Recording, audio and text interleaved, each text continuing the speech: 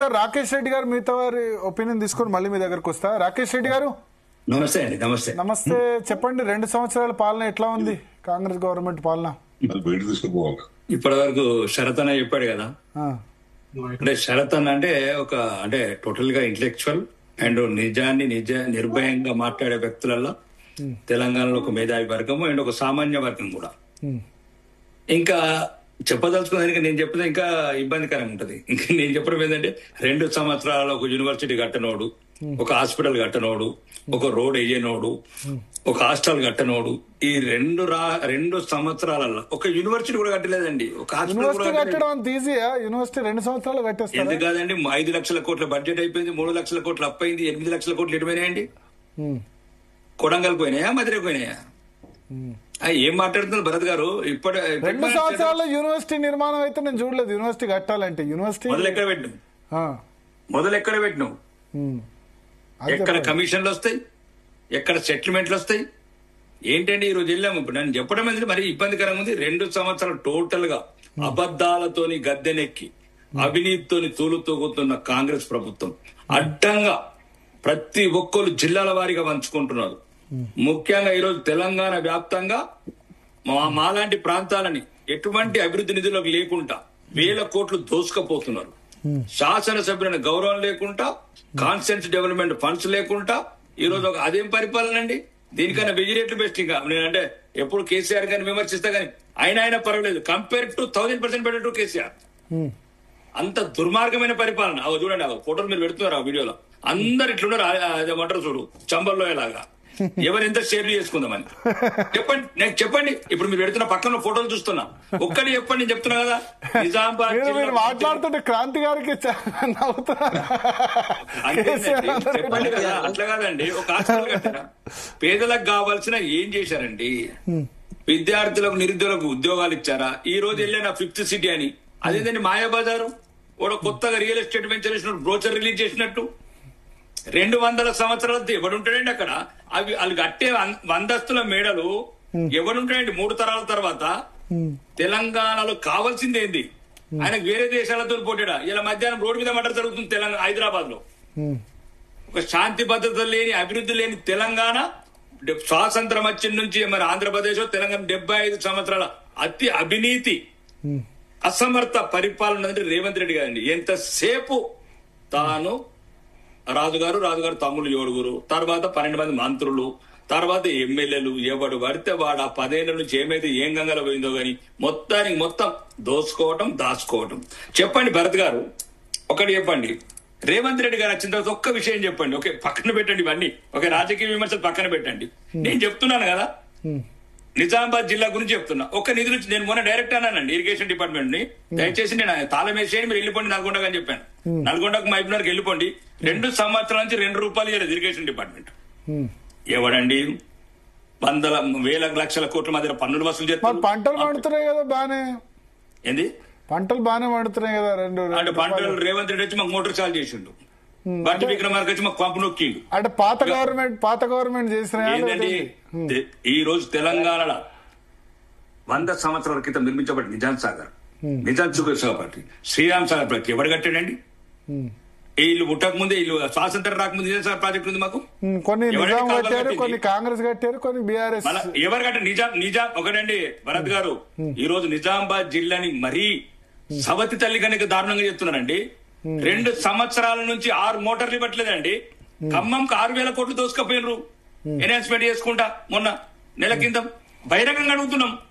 దోసుకున్నంత. ఇంకా మా ఇన్ఛార్జి మంత్రి ఉంది, ఏమనంటే జనశక్తి అంటది, నక్సలైట్ దళంలోకి వెళ్ళి వచ్చినట్టది, సమాజం అంటది, మమ్మల్ని ఎమ్మెల్యే మమ్మల్ని బానిసలాగా చూస్తుంది. కొబ్బరికాయ కొట్టాలంటే అక్క పర్మిషన్, అక్క ఫోన్లు ఇవ్వటది 4 నెలల నుంచి. ఇదేంటండి ప్రజాస్వామ్యము? ఒక్కటే చెప్తున్నామండి, ఈ పరిపాలన అంత దుర్మార్గమైన పరిపాలన. శరత్ అన్న చెప్పినట్లు ఏమీ లేదండి. మళ్ళా ఈ రోజు ఒకటి 5th సిటీ, ఫ్యూచర్ సిటీ అని మీరు ఒకసారి రండి. 3 రోజుల తర్వాత గబ్బిలాలు వస్తాయి. ఎర్రగడ్డ హాస్పిటల్ పెట్టమని నేను చెప్పిన మీడియాలో. ఎర్రగడ్డ హాస్పిటల్ పెట్టండి. ఏందండి అది? 200 అంతస్తులు ఎప్పుడు కడతారండి? 200 అంతస్తులు. ఆదిలాబాద్ గొండు తండాలల్లా, లంబాడి తండాలల్లా స్కూల్స్ లేవు, హాస్పిటల్స్ లేవు. నేను చెప్తున్నా, ఇప్పుడు ఏం చెప్తున్నా, ఎక్కడేసిన గొంగలు అక్కడ ఒకరు అభివృద్ధి ఎంత చెందినచ్చండి. కొడంగల్, మధిర, అది బట్టి విక్రమార్క కాలు పెడితే అప్పుడు వైఎస్ రాజశేఖర రెడ్డి పెడితే సినిమాలు చూపిస్తుండే అది భూమి అంతా పచ్చగా అవుతుండే. కోడంగల్ ఈయన పేరేంది రేవంత్ రెడ్డి గారు కాలు పెడితే పచ్చగా అయిపోతున్నారు కోడంగల్. ఒక్క ఊరికి 210 కోట్లు ఇస్తారండి. మేమేం పాపం చేసినాం? ఇక మరి అదే ముందు అంతకుముందు కూడా అట్లే నడిచింది కదా, సిద్దిపేట, సిరిసిల్ల, గజ్వేలు. రైట్ అంటారు అది. అప్పుడు రాజశేఖర రెడ్డి ఉంటే పులివెందుల, రాజశేఖర రెడ్డి ఉంటే పులివెందుల. రైట్ కాదు కానీ అట్లే తయారైంది. భరత్ గారు, నేను మొన్న నిజామాబాద్ బహిరంగ సభలో చెప్పారు, మా గౌరవనీయ సుదర్శన్ రెడ్డి గారు అనుకుంటే ఒకప్పుడు కుప్పంలో చంద్రబాబు నాయుడు మొదలు పెట్టిన తర్వాత పులివెందుల రాజశేఖర రెడ్డి పెట్టాడు. ఈ కేసీఆర్ వచ్చిన తర్వాత అప్పుడు పేరేంది కిరణ్ కుమార్ రెడ్డి కూడా పెట్టాడు కలిజర్ల. తర్వాత ఇతను వచ్చిన తర్వాత నేను అందుకోసం అంటున్నాను, మామూలుగా కూడా అంటున్నాండి ప్రజలు, మీరు ముఖ్యమంత్రిగా అంటున్నారు మమ్మల్ని, ముఖ్యమంత్రి అయితేనే నిజామాబాద్ డెవలప్ అవుతుంది అంటున్నారు. అందుకోసం మనం నిజామాబాద్ అన్న బరాబర్ నిజామాబాద్ జిల్లాలో ముఖ్యమంత్రి కావాలి, ఏ పార్టీ అయినా సరే అంటున్నా. ఈ రకంగా దోసుకపోతుంటే బందిపోటు దొంగలాగా ఏమంటారండి ప్రజలు? మీరు భలే మాట్లాడుతున్నారు. అడిగేటోళ్ళు లేడు ఈ డెమోక్రసీ ప్రాసెస్ లా.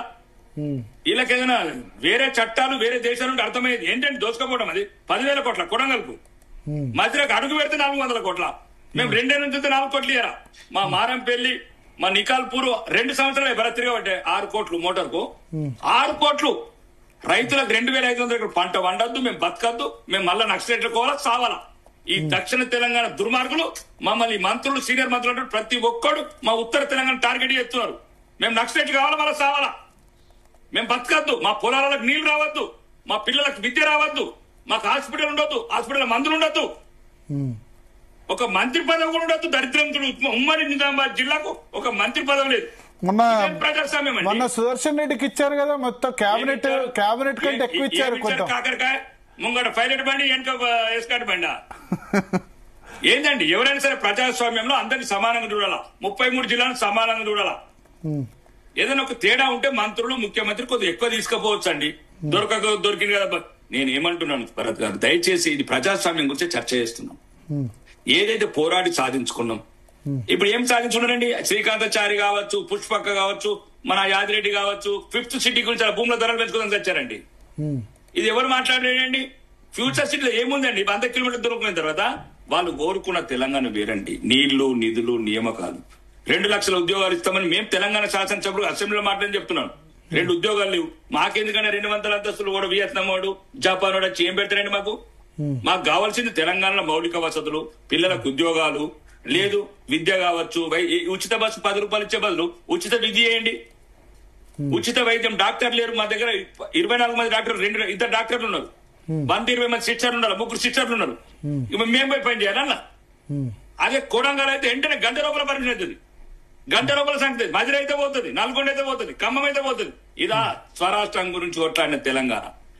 అప్పుడేమో గజ్వేలు, సిరిసిల్ల, సిద్దిపేట దొరికినోడు దొరికినట్టు దోచుకోండి మమ్మల్ని అమాయకులు చేసి, తెలంగాణ ప్రజల్ని అమాయకులను చేసి ఈరోజు ఇట్లా బలి చేసిరు మమ్మల్ని.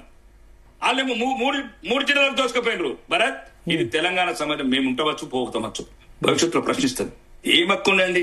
ఒకటి భరత్, అందరికి హక్కులు లేవా? ఆసిఫాబాద్ ఓడికి, ఆదిలాబాద్ ఓడికి, ఖమ్మం ఓడికి వీళ్ళకి హక్కులు లేవండి? హాస్పిటల్ దవాఖానలు వద్దు, స్కూల్ వద్దు. నేను మొత్తుకుంటానండి ఇప్పటి కూడా. నిన్నగాక మొన్న కంటం విజిట్ చేశాను భరత్. 10th క్లాస్ ఆడపిల్లలకు బాత్రూమ్ లేదండి. ఎవరిని కాల్ చేయాలా, ఎవరిని ఏం చేయాలో అర్థం కావట్లేదు. ఒకసారి బాధ అట్లా రగిలిపోతుంది. వీడికేమో 100 కోట్లు కొండ పోతారండి కొడుకులు. మాకు బాత్రూమ్ 10,000 రూపాయలు అండి, 10 రూపాయలు వేడి కొడుకులు అంటేనే పరుష పదదానం అంటారు. నక్సలైతే నువ్వు చంపేస్తారు. ఏమడగల, ఎవరిని అడగల? ఒక ఎమ్మెల్యే కూడా సిగ్గుపడుతున్నాయి తెలంగాణలో.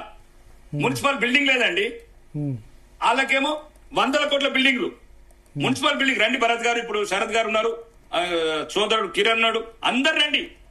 కాంగ్రెస్ నాయకులు కూడా అందరు రండి. ఆర్మూరు నియోజకవర్గం చూపిస్తున్నాను, బాల్కొండ నియోజకవర్గం చూపిస్తున్నాను. నేను అనేది ఏంటంటే, ఏ పరిపాలకుడికైనా ఏ ప్రజాస్వామ్యంలో డెమోక్రసీ ప్రాసెస్ లో అందరినీ సమానంగా చూడాలి. ఏంది అయినోడికి ఆకులు పెట్టి మరి దీనికన్నా సౌదీ పాలన బెస్ట్ కదా. ఆ రాజు ఒక్కడే ఉన్నాడు, దుబాయ్ పేరు కదా, రాజు ఒక్కడే ఉన్నాడు. వీడు అడుగడుగున రాబందులు ఉన్నారు. ఇది కరెక్ట్ కాదు భరత్. ఎక్కడ పోయింది? బడ్జెట్ ఎంత ఎడిపోతున్నది? 2 సంవత్సరాలు అయిందండి, ₹1 ఇవ్వలేదు భరత్. ₹1 ఇచ్చినట్టు ఇవ్వనండి, రేపు రాజీనామా చేస్తా. ₹1 మీరు అంటే మీరు బహుశా కాంగ్రెస్ లో చేరితే ఇస్తారేమో ఫిరాయిస్తే. ప్రజాస్వామ్యం అందరూ అట్లా దిగజారితే ప్రజాస్వామ్యం మనుగడకి ప్రమాదం అండి.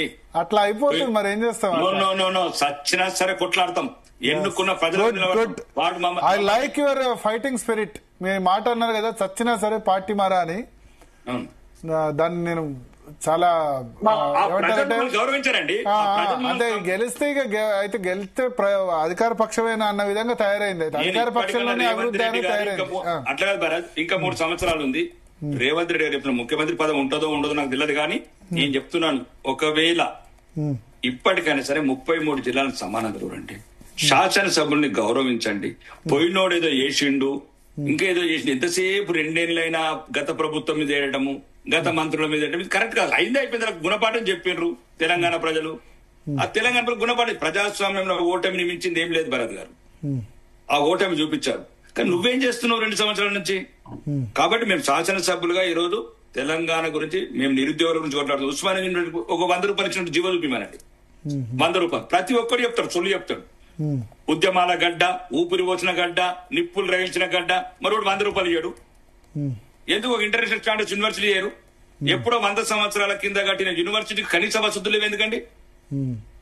ఇది కరెక్ట్ కాదు. ఇది ఒకవేళ నేను శాసనసభ్యుడుగా మరి తెలంగాణ శాసనసభలో మాట్లాడుతున్నా, ఇది 4 కోట్ల తెలంగాణ ప్రజల్ని సమానంగా చూసి, నదులున్నాయి, అడవులున్నాయి, ఇవన్నీ రకాలుగా సమూలు చేసి గ్రామీణ ప్రాంతం వైపు చూడమంటున్నాను. ఇప్పుడు ఉదాహరణకి నేను ఈరోజు అడిగాను భరత్ గారు, ఇంతకు ముందు 2 సార్లు అసెంబ్లీలో ఫస్ట్ టైం అయినప్పుడు 50,000 కోట్లు తెచ్చినాం, రెండోసారి 1,40,000 కోట్లు తెచ్చినామని దావోస్ నుంచి శ్రీధర్ బాబు గారు సీఎం గారు చెప్పారు. దయచేసి ఒక్కసారి మనం అందరం పోదాం. రేపు శరతన్ ఉన్నాడు, కిరణ్ ఉన్నాడు, ఇంకా ఎవరు ఉన్నట్టు ఉమేష్ రావు గారు, ఉమేష్ అన్న నాకు తెలుసు, మాకు బాగా ఫ్రెండ్, 30 years ఫ్రెండ్. నేను ఏమంటున్నా అంటే అందరం కలిసి బస్సులో పోదాం. ఆ 2 లక్షల కోట్లు ఇంటే ఒకటి చూపిమని. ఇప్పుడు తెలంగాణ అసెంబ్లీలో 2 సార్లు పోయినరండి ఇద్దరు, finance minister Jayesh Ranjan, CM గారు. 2 లక్షల కోట్లు, దయచేసి 2 లక్షల కోట్లు ఇండస్ట్రీ ఎక్కడో చూపిమన్నారు. రేపు ఒక అఖిలపక్ష టూర్ పెట్టుండ్రి. ఇవన్నీ ఏ ప్రభుత్వం వచ్చినా ఇన్ని పెట్టుబడులు అన్ని పెట్టుబడులు అని చెప్పడే గానీ అవన్నీ కాగితాల్లోనే ఉంటాయి. ఎగ్జిక్యూటివ్ కాదు భరత్ గారు, 10% కూడా ఎగ్జిక్యూటివ్ ఉంది. ఒక ఇండస్ట్రీ ఎందుకండి? ఈయన 44 దేశాలు వచ్చిండు కదా ఈ గ్లోబల్ సిటీకి. మన నిజామాబాద్ 2 దేశాలను పంపించండి. జపాన్ ఉన్న వియత్నాం పంపిస్తే ఫుడ్ ప్రాసెసింగ్ యూనిట్ పెడతాడు. అద్దు, గ్రామీణ ప్రాంతాల్లో బతకద్దు, మీ బంధువులే, మీ దూరలే బతకండి, మీ రెడ్డిలే బతకండి, మీ భూములు ఎక్కడ ఉంటే అక్కడ పెట్టుకోండి. ఇది తెలంగాణ చచ్చింది తెలంగాణ. ఒకసారి క్రాంతి గారితో మాట్లాడదాం. మీరు ఉండండి క్రాంతి గారు.